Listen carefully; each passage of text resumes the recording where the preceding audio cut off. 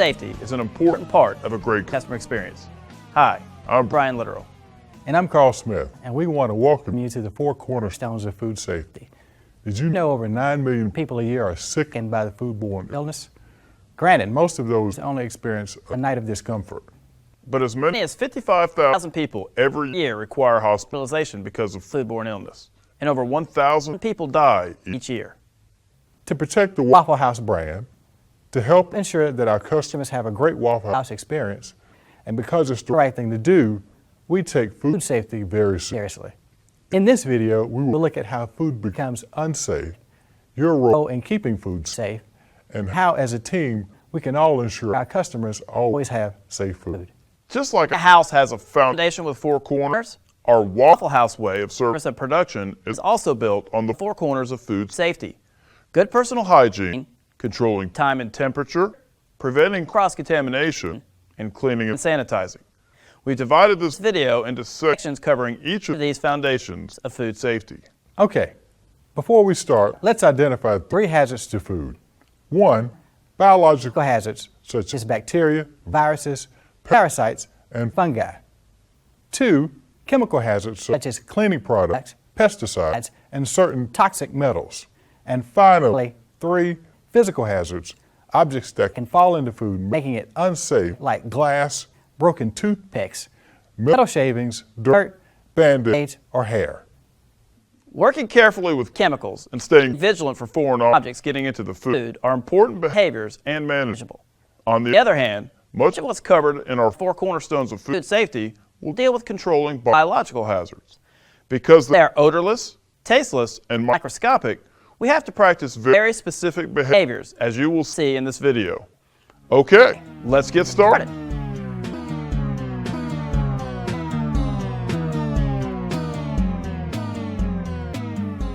People in poor hygiene are the #1 causes of foodborne illness. If our associates don't practice good personal hygiene, they risk transferring pathogens from their bodies to customers' food.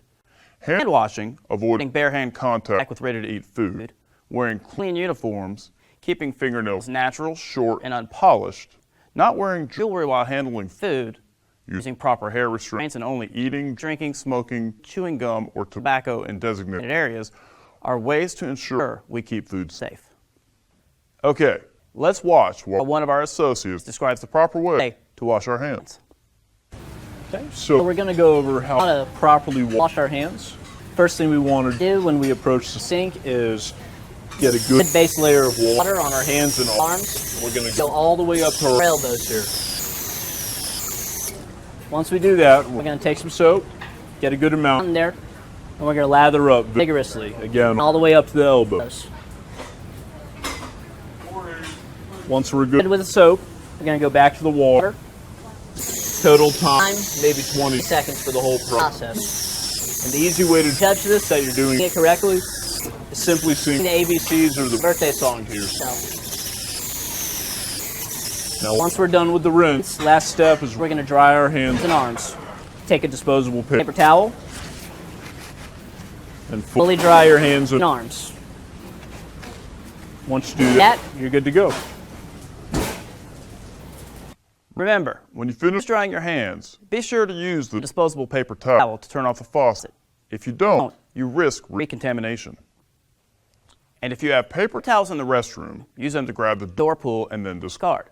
Hands should be washed before you start work, after using the restroom, after handling raw meat, and then handling ready-to-eat food, after taking out the trash, after touching your hair or face, after sneezing, coughing, or using a tissue, after handling chemicals, after bussing tables, after handling money, after eating, drinking, or smoking, after chewing gum or tobacco, before and after putting on gloves, and after touching anything else that may contaminate your hands.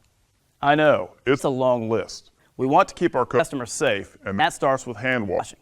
Because hand washing is so important, we want to make sure our sinks are stocked with soap and paper towels at all times.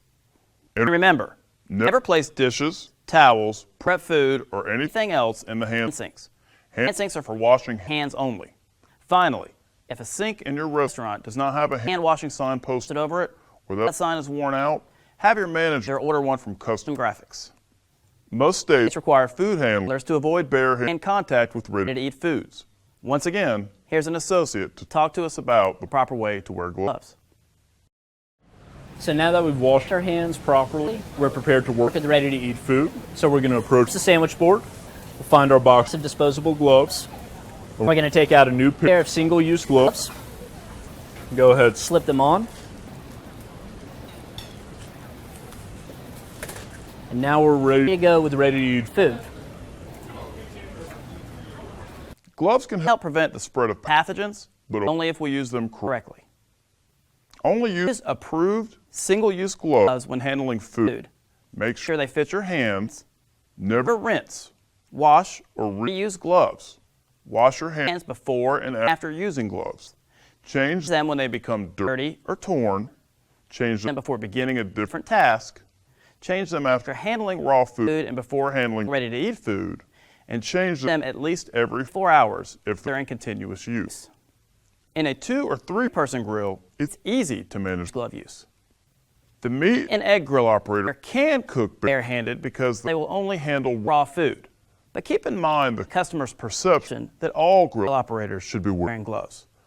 The marker grill operator always cooks with gloves on because they will only handle ready-to-eat food. The meat and egg grill operator who grabs the egg pan handle has contaminated the handle. If the marker grill operator touches that handle with his gloved hands, his gloves become cross-contaminated, and everything else he touches with those gloves, like toast, waffles, lettuce, tomatoes, or even condiments for marking plates, become cross-contaminated too. If your gloves become cross-contaminated, immediately remove the gloves, wash your hands, and put on a new pair of gloves. Wearing gloves correctly is more challenging when a grill operator is working by themselves. When it comes to glove use, grill operators are not alone. Salespeople need to work together and help the grill operator. Salespeople should not shotgun orders so the grill operator can effectively use the pull-drop mark system. Salespeople need to wait a little longer so a single grill operator can transition from bare hands to gloves. Always use the hash brown cup and only grab it by the handle. Don't let your hand come into contact with the hash browns, and don't let the cup handle fall into the hash browns. Working together during the call-in is not the only way our salespeople are involved when it comes to avoiding bare hand contact with ready-to-eat food. Waffle House salespeople are also food handlers and perform many other tasks that bring them into contact with ready-to-eat food, like this associate, who we see building the base for a grilled chicken salad while using gloves. We've been talking about good personal hygiene, hand washing, and proper glove use. Now, let's review a few other items. Remember, associate beverages consumed in a food prep area can only be in a single-use disposable cup with a lid and straw. All areas of the back room, including the manager's office, is considered a food prep area by the health department. For that reason, associate meals should be eaten at the low counter and not in the back room. Food codes require all food handlers to have their hair properly restrained. For women who prefer the Waffle House headscarf, or for those who prefer the visor, a hairnet must be worn underneath. At the grill, another alternative is the Waffle House ball cap.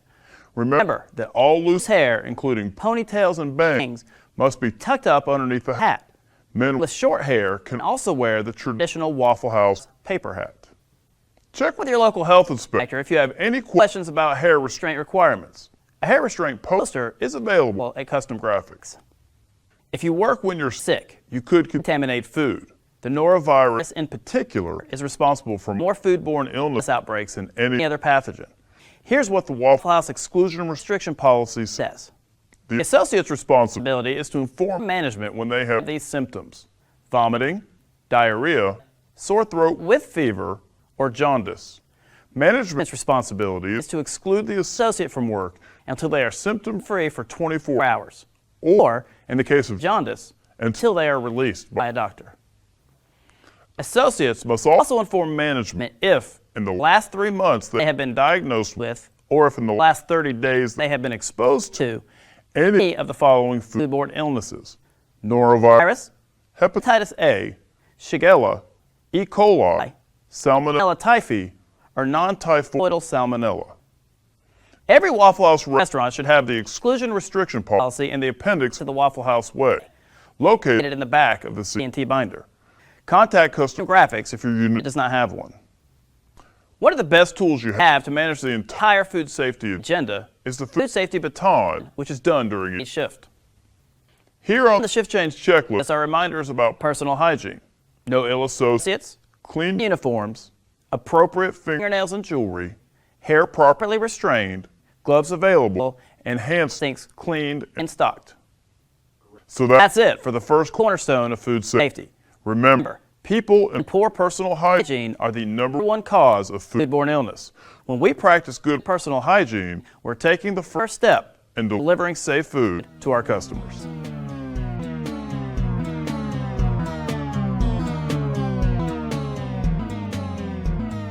Now I want to talk to you about the second foundation of food safety, controlling time and temperature. Any type of food can be contaminated by pathogens, but certain foods are more susceptible than others. At Waffle House, those foods include dairy products, eggs, meat, chicken, grits, chili, gravy, and cut tomatoes. To keep these foods safe, we have to limit the amount of time they remain in the temperature danger zone. The danger zone is from 41 degrees to 135 degrees. This means we must hold cold food at 41 degrees or colder and hot food at 135 degrees or hotter. When the temperature of the food falls inside that range, the food only has 4 hours during which it is still safe to use. After 4 hours, that food must be thrown out. We have 2 tools that you need to use to ensure your hot and cold holding temperatures are correct: a correctly calibrated thermometer and the line check found on the food safety baton. Let's watch as an associate demonstrates the correct steps to calibrate a thermometer. Fill a glass with ice. Add water. Insert the thermometer probe into the ice water. Stir it around for a few seconds. Give it about 30 seconds. If it comes to rest on 32 degrees, you're good to go. If not, it would need to be adjusted according to the instructions provided with the thermometer. Now that you're sure the thermometer is reading accurately, you're ready to use the line check on the food safety baton to check the hot and cold holding temperatures around the restaurant. The unit manager or person in charge needs to confirm the temperature of our hot held foods every 3 hours according to this schedule. At the same time, check the temperatures in all the refrigerators, including the walk-in when possible. Temperatures are also very important when cooking meats.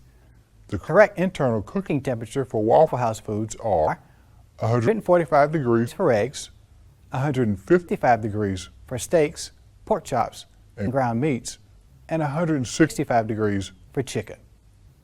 Now normally, steaks and pork chops should be cooked to 145 degrees, but Waffle House steaks and pork chops are injected, and all injected meats need to be cooked to an internal temperature of 155 degrees. As far as our eggs go, we use a procedure called time as a public health control. Here's how it works. Remember to pull eggs last and prep them first each day, then hustle them back in the cold storage.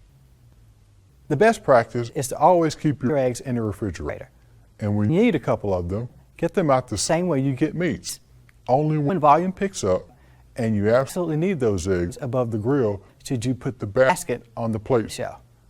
Notice the grill operator's marking down the time that the eggs came out, and the time 4 hours later that the eggs still left out in the basket have to be discarded. Once again, this procedure is called time as a public health control. We have a written policy that describes this, and your health inspector may ask to see it. It should be in front of your Waffle House way in the CNT binder. There are 2 more things I want to talk about as far as time and temperature are concerned: cooling birch chili and date marking. We cool birch chili using the procedure called 2-stage cooling. Let the chili cool to 135 degrees before placing it in the ice bath. Bring the bain-marie freshly prepared chili to your prep sink. Make sure to put the stopper in the drain. Fill the sink with ice to near the top of the bain-marie. Put the lid on, but leave it ajar. This will let the steam out and help the chili cool faster. From time to time, when you're in the back room, remember to give it a stir to help it along. These procedures will ensure that the chili cools rapidly in the first 2 hours from 135 degrees to 70 degrees. After 2 hours, take the chili to the walk-in cooler, where 4 hours later, it will be at the required 41 degrees or colder. Never take a hot bain-marie or burst chili directly into the cooler. If you do, the temperature inside that chili 6 hours later will not be below 41 degrees. Finally, let's talk date marking. We date mark all of our potentially hazardous, ready-to-eat, refrigerated food that is held for 24 hours or longer. This applies to commercially prepared foods like pies or food we prepare in-house, like burst chili and gravy. We will use this sticker for the date marking. On second shift, the prep grill operator or salesperson should label the name of the product, the date it was prepped, and the expiration date, which is the prep date plus 6 days. The health inspector will require all that information to be written on the date mark. Well, those are the nuts and bolts of time and temperature as a control. But don't forget the food safety baton. The shift change checklist has time and temperature reminders. In addition, the baton has good information about internal cooking temperatures and the line checks.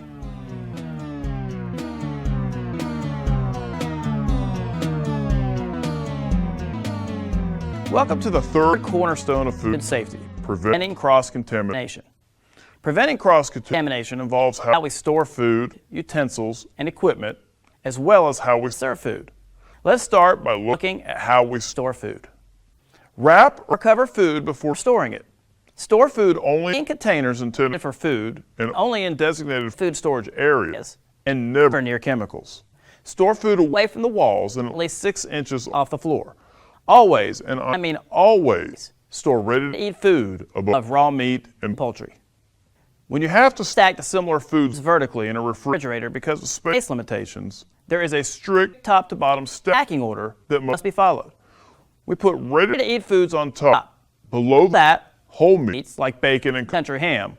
Then ground meats and injected meats like our steaks and pork chops.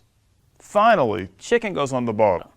You can see how this unit manager has correctly stacked food in his walk-in cooler.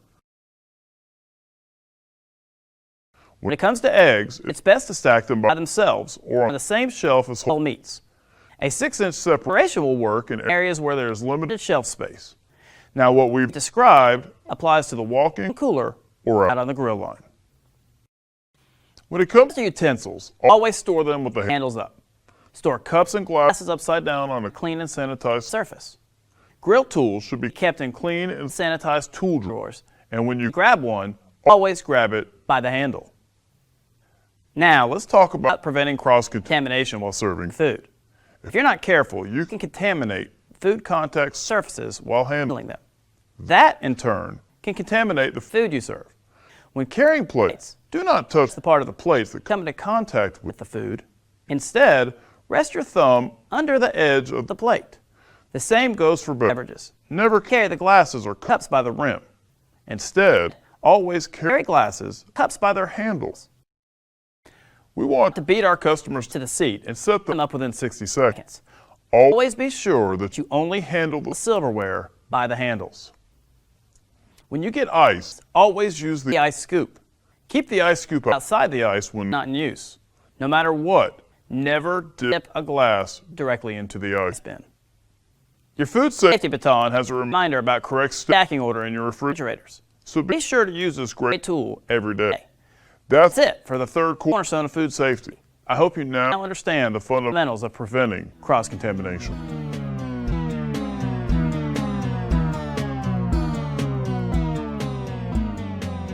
By the middle and now I'd like to talk to you about the fourth cornerstone of food safety, cleaning and sanitizing. Cleaning removes soil from the surface, but this table isn't ready yet to seat the next customers.